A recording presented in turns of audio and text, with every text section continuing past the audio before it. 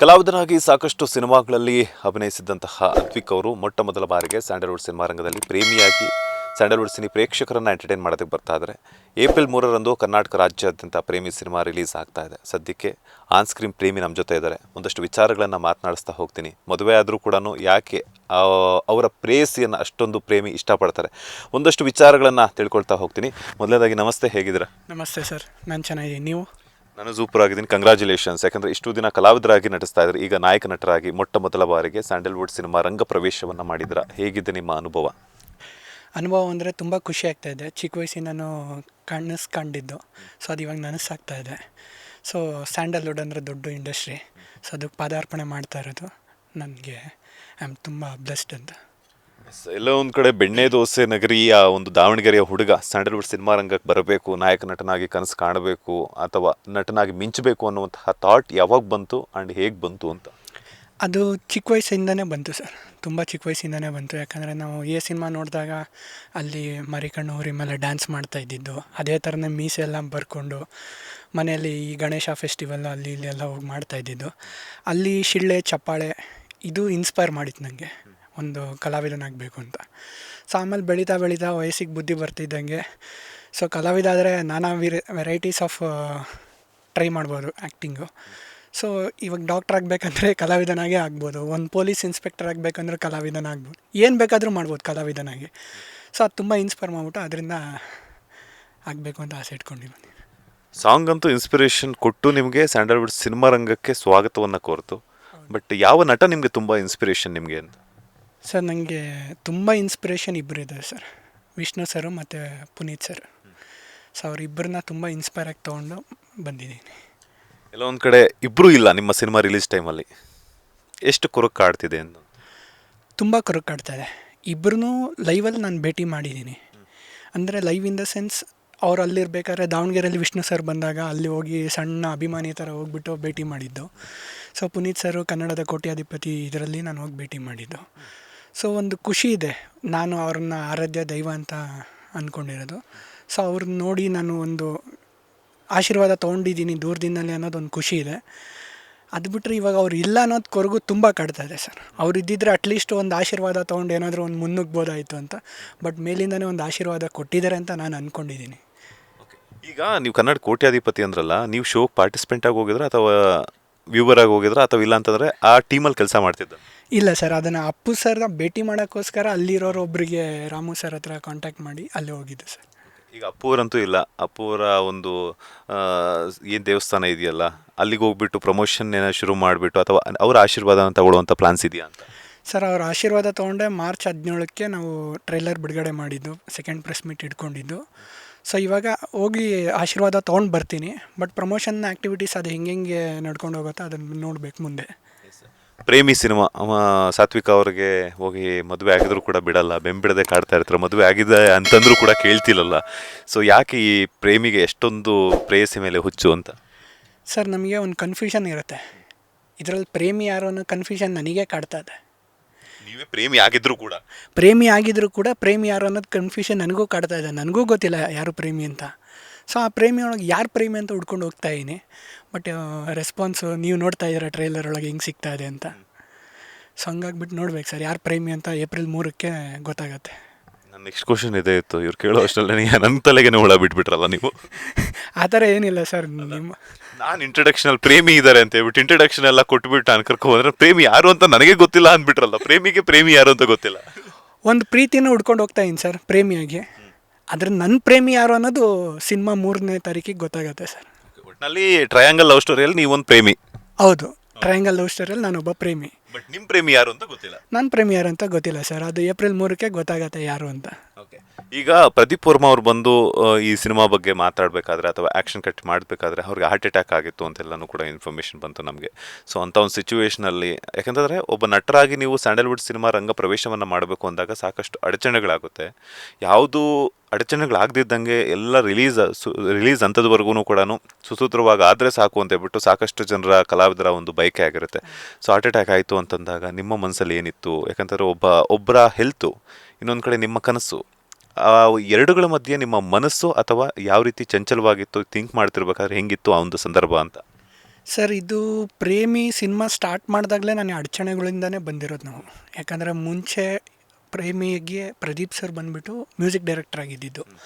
ಆಮೇಲೆ ಅಲ್ಲೇನೋ ಒಂದು ಡೈರೆಕ್ಟರ್ ಜೊತೆಗೆ ಬೇರೆ ಅದು ವರ್ಕೌಟ್ ಆಗಲ್ಲ ಅಂದ ತಕ್ಷಣ ನಾವು ಇವ್ರ ಹತ್ರ ಬಂದು ರಿಕ್ವೆಸ್ಟ್ ಮಾಡಿದ್ದು. ಸೊ ಸ್ಟಾರ್ಟಿಂಗಿಂದನೇ ಅಡಚಣೆಯಲ್ಲೇ ಬಂದಿದ್ದು. ಸಿನಿಮಾ ಕಂಪ್ಲೀಟ್ ಆಗುತ್ತೋ ಇಲ್ಲೋ ಅನ್ನೋ ಭಯದಲ್ಲೇ ಇದ್ದಿದ್ದು. ಯಾಕಂದರೆ ನಿಮಗೂ ಆ ಫೀಲಿಂಗ್ ಏನು ಅಂತ ಚೆನ್ನಾಗಿ ಗೊತ್ತಿರುತ್ತೆ. ಸೊ ಇದೆಲ್ಲ ಆಗುವಾಗ ಸೆಕೆಂಡ್ ಸ್ಕೆಡ್ಯೂಲಲ್ಲಿ ಪ್ರದೀಪ್ ಸರ್ಗೆ ಈ ಥರ ಹಾರ್ಟ್ ಅಟ್ಯಾಕ್ ಆದಾಗ ತುಂಬ ಅಂದರೆ ತುಂಬ ನೋವುಪಟ್ಟಿದ್ದೀವಿ. ಒಂದು ಸಿನಿಮಾ ಓಕೆ, ಇವಾಗ ಇದಾಗದೇ ಇದ್ರೂ ಇನ್ನೊಂದು ಯಾರನ್ನಾರ ಡೈರೆಕ್ಟರ್ ಇಟ್ಕೊಂಡು ನಾವು ಮಾಡ್ಬೋದು. ಬಟ್ ಪ್ರದೀಪ್ ಸರ್ ಅಂತ ಒಳ್ಳೆ ಮನುಷ್ಯನ ನಾವು ಹೇಗೆ ಇದನ್ನು ಈ ಥರ ಕನ್ಸು ಮನಸ್ಸಲ್ಲೂ ನಾವು ಇಮ್ಯಾಜಿನ್ ಕೂಡ ಮಾಡಿರೋಕ್ಕೆ ಸಾಧ್ಯನೇ ಇಲ್ಲ.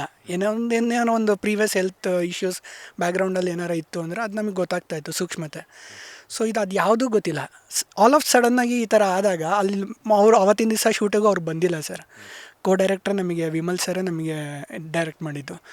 ಸೊ ನಮಗೇನು ಆ ಭಯ ಕಾಡ್ತಾನೆ ಇತ್ತು, ನನಗಾಗಲಿ ಶೋಭಿತ್ ಅವ್ರಿಗಾಗಲಿ ಆ ಭಯ ಕಾಡ್ತಾನೆ ಇತ್ತು. ಏನಾಗಿದೆ ಅವರಿಗೆ, ಯಾಕೆ ಈ ಥರ? ಯಾಕಂದರೆ ಅವ್ರು ಯೂಶ್ವಲಿ ಎಲ್ಲೂ ಯಾವತ್ತೂ ಅವರು ಶೂಟಿಗೆ ಬರದೇ ಇರೋ ದಿವಸನೇ ಇಲ್ಲ. ಪ್ರತಿಯೊಂದರಲ್ಲೂ ತುಂಬ ಆ್ಯಕ್ಟಿವ್ ಆಗಿ ಓಡಾಡೋಂಥ ಮನುಷ್ಯ. ಈ ಥರ ಆದಾಗ ಒಂದು ನನ್ನ ಕನಸು ಅನ್ನೋದಕ್ಕಿಂತ ಅವ್ರ ಆರೋಗ್ಯ ನಮಗೆ ಅವತ್ತು ತುಂಬ ಇಂಪಾರ್ಟೆಂಟ್ ಆಗಿತ್ತು. ಒಬ್ಬ ಹ್ಯುಮ್ಯಾನಿಟಿ ಬೇಸಿಸಲ್ಲಿ ಅವ್ರು ತುಂಬ ಚೆನ್ನಾಗಿ ಬರಬೇಕು ಅನ್ನೋದಿತ್ತು.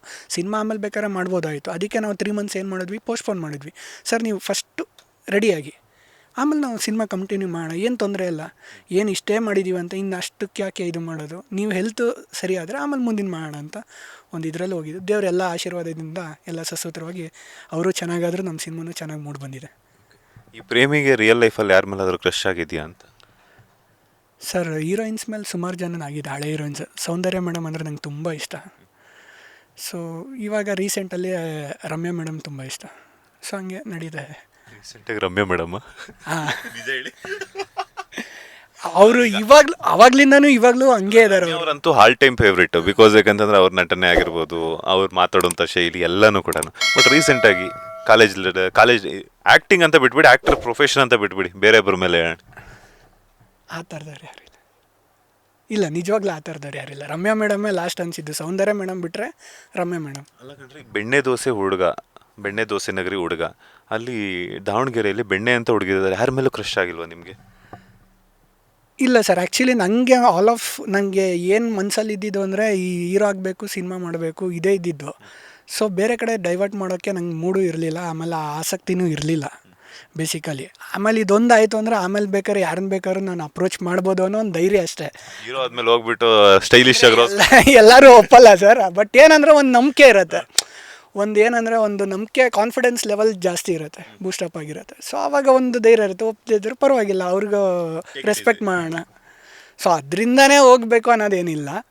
ಅದರಿಂದನೇ ಹೋಗಬೇಕು ಅನ್ನೋದು ಹೀರೋ ಒಂದೇ, ಈ ಸಿನಿಮಾ ಫೀಲ್ಡ್ ಒಂದೇ. ಅದು ತುಂಬ ಚಿಕ್ಕ ವಯಸ್ಸಿಂದನೂ ಇದರಿಂದನೇ ಹೋಗಬೇಕು, ಇದಕ್ಕೆ ಬರಲೇಬೇಕು ಅನ್ನೋದೊಂದು ದೃಢ ನಂಬಿಕೆ ಇದ್ದಿದ್ದು ಇದೊಂದೇ. ಅದು ಬಿಟ್ಟರೆ ಲವ್ ಗಿವ್ ಆ ಥರ ಏನಿಲ್ಲ. ಓಕೆ, ಎಷ್ಟು ಪ್ರಪೋಸಲ್ಸ್ ಬಂದಿದೆ ಹೇಳಿ ಹೋಗಿ? ಸರ್ ನಿಜ ಹೇಳ್ತೀನಿ, ಒಂದೂ ಬಂದಿಲ್ಲ ಸರ್. ಪ್ರಾಮಿಸ್, ಒಂದೂ ಬಂದಿಲ್ಲ. ಇದುವರೆಗೆ ಯಾರು ಪ್ರಪೋಸೇ ಮಾಡಿಲ್ಲ? ಇಲ್ಲ ಸರ್, ನಾನು ಔಟ್ಸೈಡ್ ಹೋಗೋದೇ ಕಡಿಮೆ, ತುಂಬ ಕಡಿಮೆ. ನನಗೇನಿದ್ರು ಶೂಟ್ ಆಯಿತು ಮುಗಿಸ್ಕೊಂಡು ಬರ್ತಾಯಿದ್ದೆ. ಎಲ್ಲ ಸಣ್ಣ ಪುಟ್ಟ ಪಾತ್ರಗಳು ಆ ಟೈಮಲ್ಲಿ ಕರಿಯೋರು ಮಾಡ್ತಿದ್ರು, ಬರ್ತಾಯಿದ್ವಿ. ಹೊರಗಡೆ ಕಾಲೇಜಲ್ಲೂ ಅಷ್ಟೇ, ಆಫೀಸಲ್ಲೂ ಅಷ್ಟೇ, ಎಲ್ಲೂ ನನಗೆ ಆ ಥರ ಏನಿಲ್ಲ. ಸ್ಕೂಲ್ ಟೈಮ್, ಕಾಲೇಜ್ ಟೈಮಲ್ಲಿ ಯಾರು ನಿಮ್ಗೆ ಇಲ್ಲ ಸರ್, ಆ ಥರ ಏನಿಲ್ಲ. ನಾವೆಲ್ಲ ಓದಿ ದಾವಣಗೆರೆಯಲ್ಲಿ SLC ತನಕ, ಇಲ್ಲಿ ಶೇಷಾದ್ರಿಪುರಂ PU. ಸೊ ಹಂಗಾಗಿ ಆ ಥರ ಏನು ನಮಗೇನು ಆ ಥರ ಅನಿಸ್ಲಿಲ್ಲ. ನಮ್ಮ ಮನೇಲಿ ಏನಂದರೆ ಸ್ವಲ್ಪ ಸ್ಟಾರ್ಟಿಂಗಲ್ಲಿ ಓದು ಅನ್ನೋದೊಂದಿತ್ತು. ಸೊ ಅವರು ಒಂದು ಒಳ್ಳೆ ಪ್ಲ್ಯಾಟ್ಫಾರ್ಮ್ನ ಹಾಕ್ಕೊಟ್ಟಿದ್ದಾರೆ. ಸೊ ಅದನ್ನು ಓದಬೇಕಾದ್ರೂ ಈಗ ಕೆಲವೊಂದು ಹುಡುಗಿರು ಏನಂತ ಚೆನ್ನಾಗಿ ಓದುವಂಥ ಹುಡುಗರನ್ನ ಪಟಾಯಿಸ್ಕೊಂಡ್ಬಿಡ್ತಾರೆ, ಹೇಳ್ಕೊಡ್ತಾರೆ ಅನ್ನೋ ಒಂದು ಕಾರಣ. ಆ ಥರ ಏನಿಲ್ಲ ಸರ್, ಆ ಥರ ಏನಿಲ್ಲ. ಅಂದರೆ ನಂಗೆ ಹುಡುಗಿರ್ ಫ್ರೆಂಡ್ಸ್ ತುಂಬ ಜನ ಇದ್ದಾರೆ, ಸುಮಾರು ಜನ ಇದ್ದಾರೆ. ಬಟ್ ಎಲ್ಲರೂ ಆ್ಯಸ್ ಎ ಫ್ರೆಂಡಾಗಿ ನಾನು ಟ್ರೀಟ್ ಮಾಡ್ತಾ ಇರೋದು. ಯಾರನ್ನ ಆ ಥರ ಕ್ರಶ್ ಅಥವಾ ಲವ್ ಅಂತ ಆ ಥರದ್ದು ನನಗೂ ಪರ್ಸ್ನಲಿ ಅನಿಸಿಲ್ಲ, ಅವ್ರಿಗೂ ಅನಿಸಿಲ್ಲ. ಬಹುಶಃ ಅದ್ವಿಕ್ ಅವರೇ ಅವ್ರಿಗೆ ಅನಿಸಿರುತ್ತೆ, ಬಟ್ ನಿಮ್ಮ ಹತ್ರ ಹೇಳಿರಲ್ಲ ಅನ್ಸುತ್ತೆ. ಗೊತ್ತಿಲ್ಲ ಸರ್. ಎಸ್, ಏಪ್ರಿಲ್ 3ಕ್ಕೆ ಸಿನಿಮಾ ರಿಲೀಸ್ ಆಗ್ತಾ ಇದೆ. ಸೊ ಈಗ ನಾಯಕರಾಗಂತೂ ಎಂಟ್ರಿ ಕೊಡ್ತಾ ಇದ್ದಾರೆ. ಸೊ ಈಗ ಏನಾಗ್ತಿದೆ ಅಂದರೆ ಸ್ಯಾಂಡಲ್ವುಡ್ ಸಿನಿಮಾ ರಂಗದ ಪರಿಸ್ಥಿತಿ ಹೆಂಗಿದೆ ಅಂತ ನಿಮಗೆ ಗೊತ್ತಿದೆ. ನಟನೆ ಬಿಟ್ಟು ಬೇರೆ ಏನು ಪ್ರೊಫೆಷನಲ್ಲಿದ್ದೀರಾ ಅಂತ? ಸರ್ ನಾನು ಇವಾಗ ITL ವರ್ಕ್ ಮಾಡ್ತಾಯಿದ್ದೀನಿ, LNTM ಕಂಪ್ನಿಯಲ್ಲಿ ವರ್ಕ್ ಮಾಡ್ತಾಯಿದ್ದೀನಿ. ಸೊ ಅದು ಬಿಟ್ಟರೆ ಇವಾಗ ಆ್ಯಕ್ಟಿಂಗೆ. ಒಂದಂತೂ ಪ್ರೊಫೆಷ್ನಲ್ ಇದೆ, ಬ್ರೆಡ್ ಬಟರ್ಗೆ. ಸೊ ತೊಂದರೆ ಇಲ್ಲ. ಬಟ್ ಇದರಲ್ಲಿ ನಾನು ಸ್ವಲ್ಪ ಫುಲ್ ಫ್ಲೆಡ್ಜಾಗಿ ಇಳಿಬೇಕು ಅಂದರೆ ಇದರಲ್ಲಿ ಒಂದು ಸ್ವಲ್ಪ ಹೆಸರು ಮಾಡಬೇಕು, ಒಂದು ಸ್ವಲ್ಪ ಬೇರೂರಬೇಕು. ಸೊ ಅದಾಗೋ ತನಕನಾದರೂ ಇದು ಬೇಕೇ ಬೇಕು. ಓಕೆ, ನನಗೆ ಇನ್ನೊಂದೇನಂತಂದರೆ ನೀವು IT ಪ್ರೊಫೆಷನ್ ಅಂತ ಹೇಳಿದ್ರಿ, ನಾಯಕ ನಟರಾಗಿ ಎಂಟ್ರಿ ಕೊಟ್ಟಿದ್ದೀರಾ ಅಂತ ಕೂಡ ಹೇಳಿದ್ರಿ. ಲೇಖಕಿ ಟಿ ಗಿರಿಜಾ ಅವರ ಮೊಮ್ಮಗ ಕೂಡ ಹೌದು ಹೌದು ಅಂತ ಸರ್. ಒಂದು ಸುದ್ದಿ ಇದೆ. ತಾಯಿ ಬಂದ್ಬಿಟ್ಟು ಟಿ ಗಿರ್ಜಾ ಲೇಖಕಿಯವರ ಅಣ್ಣನ ಮಗಳು. ಸೊ ಅವ್ರ ಮಗ ನಾನು, ಅವ್ರಿಗೆ ಮೊಮ್ಮಗ ಆಗಬೇಕು. ಸೊ ಅವರೇ ನನಗೆ ಚಿಕ್ಕ ವಯಸ್ಸಿಂದನೂ ಬೇಸಿಕ್ ಫೌಂಡೇಶನ್ ಆಗಲಿ ಎಲ್ಲ ಹಾಕ್ಕೊಟ್ಟಿದ್ದು. ಸೊ ಅವರಿಂದನೇ ಈ ಕಲೆ ಹುಚ್ಚು ಎಲ್ಲ ಸ್ಟಾರ್ಟ್ ಆಗಿದ್ದು ಸರ್. ಈಗ ಅವರಂತೂ ಇಲ್ಲ, ಅವರ ಒಂದು ಹಾಕೊಟ್ಟಿರುವಂಥ ಬೇಸ್ಮೆಂಟಲ್ಲಿ ನೀವು ನಡೀತಾ ಇದ್ದೀರಾ. ಸೊ ಈ ಟೈಮಲ್ಲಿ ಅವ್ರನ್ನ ಎಷ್ಟು ಮಿಸ್ ಮಾಡ್ಕೊಳ್ತಿದ್ದೀರಾ ಅಂತ? ತುಂಬ ಮಿಸ್ ಮಾಡ್ಕೋತೀನಿ ಸರ್. ಯಾಕಂದರೆ ನಾನು ಇಂಜಿನಿಯರಿಂಗ್ ಪಾಸ್ಟ್ ಔಟ್ ಆದಾಗ ಅವ್ರು ತುಂಬ ಖುಷಿ ಪಟ್ಟಿದ್ದು ಮೊದಲನೇ ವ್ಯಕ್ತಿ. ಏನಕ್ಕೆ ಅಂದರೆ ಅವ್ರು ಚಿಕ್ಕ ವಯಸ್ಸಿಂದನೂ ಅವ್ರ ಓಡಾಟ ತುಂಬ ಇತ್ತು. ಎಲ್ಲರ ಫಂಕ್ಷನಿಗೆ ಹೋಗಬೇಕು ಅಂದರೆ ಅವ್ರನ್ನ ಕೈ ಹಿಡ್ಕೊಂಡು ಕರ್ಕೊಂಡು ಹೋಗ್ತಿದ್ದೆ. ಅವ್ರಿಗೆ ಕಾಲು ಪೋಲಿಯೋ ಆಗಿತ್ತು.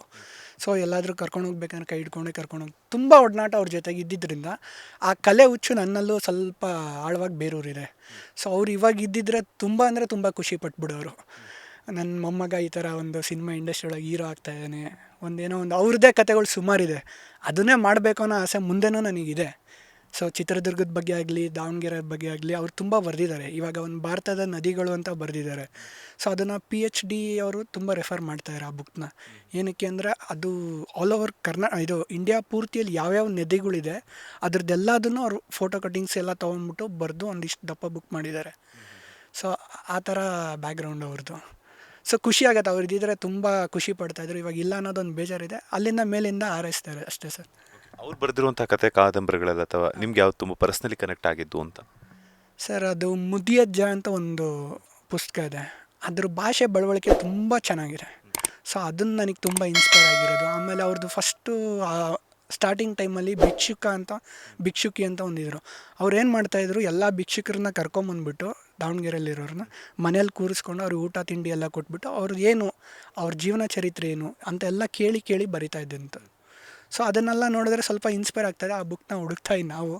ಸೊ ಅದೇನಾದ್ರು ಸಿಕ್ಕರೆ ಅದರಿಂದ ಏನಾದರೂ ಒಂದು ಎಳೆನ ತೊಗೊಂಬಿಟ್ಟು ನಾವು ಸಿನಿಮಾ ಮಾಡೋಕ್ಕೆ ಟ್ರೈ ಮಾಡ್ಬೋದಾ ಅನ್ನೋ ಒಂದು ಆಲೋಚನೆ ಅಂತೂ ಇದೆ ಸರ್. ತುಂಬ ಖುಷಿ ಆಯಿತು. ಯಾಕಂತಂದರೆ ಸಾಮಾನ್ಯವಾಗಿ ಯಾವುದೇ ಬ್ಯಾಕ್ಗ್ರೌಂಡ್ ಇಲ್ಲದೆ ಬರ್ತಾರೆ, ಬಟ್ ಇಂತಹ ಒಂದು ಬ್ಯಾಕ್ಗ್ರೌಂಡ್ ಇಟ್ಕೊಂಡ್ಬರುವಂಥದ್ದು ಸಾಕಷ್ಟು ಶ್ರೀಮಂತಿಕೆಯನ್ನು ಹೊಂದಿದೆ ಅಂತಲೇ ಹೇಳ್ಬೋದು. ಬಿಕಾಸ್ ಯಾಕಂತಂದರೆ ಅವ್ರು ಬರೆದಿರುವಂತಹ ಕಥೆಗಳಲ್ಲಾಗಿರ್ಬೋದು, ಕಾದಂಬರಿಗಳಲ್ಲಾಗಿರ್ಬೋದು, ಸಾಕಷ್ಟು ತಿಳ್ಕೊಳ್ಳುವಂತಹ ವಿಚಾರಗಳಿರುತ್ತೆ. ಸೊ ಅಂಥ ಒಂದು ಕಾದಂಬರಿಯನ್ನೇ ನೀವು ಸಿನಿಮಾ ರೂಪದಲ್ಲಿ ಮತ್ತೆ ಸಿನಿ ಪ್ರೇಕ್ಷಕರಿಗೆ ತಲುಪಿಸ್ತೀರಾ ಅನ್ನೋದಾದರೆ ಖಂಡಿತವಾಗ್ಲೂ ನಮ್ಮ ಸಪೋರ್ಟು ಕೂಡ ಇರುತ್ತೆ. ಒಳ್ಳೆಯದಾಗಲಿ. Thank you so much sir. ಇದೇ ನಮ್ಮ ತಾಯಿನೇ ಅದಕ್ಕೆ ಬೆನ್ನೆಲುಬಾಗಿ ನಿಂತಿರೋದು. ಸೊ ಅವರು ಇವಾಗ ಬರೆದಿರೋದೆ. ಸೊ ನಮ್ಮ ಅಜ್ಜಿದು ಅವರೇ ಬರೆದ್ಬಿಟ್ಟು ನೆಕ್ಸ್ಟ್ ಏನಾರು ಸಿನಿಮಾ ಕಾದಂಬರಿ ರೂಪದಲ್ಲಿ ಏನಾದರೂ ಬರುತ್ತೆ, ಕಾಯ್ಬೇಕಾಗತ್ತೆ. ನಾವು ಅದೇ ಆಸೆಯಲ್ಲೇ ಇದ್ದೀನಿ. ಫೈನಲಿ ಏಪ್ರಿಲ್ 3ಕ್ಕೆ ರಿಲೀಸ್ ಆಗ್ತಾ ಇದೆ. ಕನ್ನಡ ಸಿನಿ ಪ್ರೇಕ್ಷಕರಿಗೆ ಪ್ರೇಮಿಯಾಗಿ ಏನು ಕೇಳ್ಕೊಳ್ತೀರಾ ಅಂತ? ಪ್ರೇಮಿಯಾಗಿ ಎಲ್ಲ ಪ್ರೇಕ್ಷಕರು ದಯವಿಟ್ಟು ಚಿತ್ರಮಂದಿರಗಳಲ್ಲೇ ನಮ್ಮ ಚಿತ್ರನ ಏಪ್ರಿಲ್ 3ನೇ ತಾರೀಕು ಬಂದು ನೋಡಬೇಕು. ನೀವು ಫಸ್ಟ್ 2 ಡೇಸ್ ಬಂದರೆ ನಮಗೇನಾಗುತ್ತೆ, 3ನೇ ದಿವಸ 4ನೇ ದಿವಸ ಸಿನಿಮಾ ನಿಂತ್ಕೊಳ್ಳೋಕ್ಕೆ ಒಂದು ಒಳ್ಳೆ ಅವಕಾಶ ಮಾಡಿಕೊಟ್ಟಂಗಾಗತ್ತೆ. ಹೊಸ ಪ್ರತಿಭೆನ ಹಾರೈಸಿ ಅಂತ ಕೇಳ್ಕೊತೀನಿ. Thank you so much. ಸಾಕಷ್ಟು ವಿಚಾರಗಳನ್ನ ತಿಳಿಸ್ಕೊಟ್ರೆ. ಆದಷ್ಟು ಬೇಗ ಥಿಯೇಟ್ರ್ ನೋಡೋಕ್ಕೆ ಬಂದಿರುವಂಥ ಹುಡುಗಿನೇ ಯಾರಾದರೂ ಒಬ್ಬರು ನಮ್ಮ ಅದ್ವಿಕ್ ಅವ್ರಿಗೆ ಪ್ರಪೋಸ್ ಮಾಡಿ ಆ ಪ್ರೇಮಿಗೆ ಇನ್ನೂ ಪ್ರೇಯಸಿ ಸಿಗಲಿ. All the best. Thank you sir. Thank you so much. ನೋಡಿದ್ರಲ್ಲ, ಇದಾಗಿತ್ತು ಪ್ರೇಮಿ ಸಿನಿಮಾದ ನಾಯಕ ನಟರಾಗಿರುವಂತಹ ಅದ್ವಿಕ್ ಅವರ ಮಾತು. ಕ್ಯಾಮ್ರಾ ಪರ್ಸನ್ ರಾಘವೇಂದ್ರ ಸ್ವಾಮಿ ಜೊತೆ Manjunath Srinivas, boss TV Kannada, Bengaluru. Latest ಹಾಗೂ ಇಂಟ್ರೆಸ್ಟಿಂಗ್ ಸುದ್ದಿಗಳಿಗಾಗಿ ಬಾಸ್ ಟಿವಿ ಕನ್ನಡ ಚಾನೆಲ್ನ ಸಬ್ಸ್ಕ್ರೈಬ್ ಮಾಡಿ. ಹಾಗೆಯೇ ಬೆಲ್ ಐಕಾನ್ ಪ್ರೆಸ್ ಮಾಡಿ. ಇದರ ಜೊತೆಗೆ ಫೇಸ್ಬುಕ್, ಇನ್ಸ್ಟಾಗ್ರಾಮ್, ಎಕ್ಸ್ನಲ್ಲೂ ಮಿಸ್ ಮಾಡದೆ ಫಾಲೋ ಮಾಡಿ.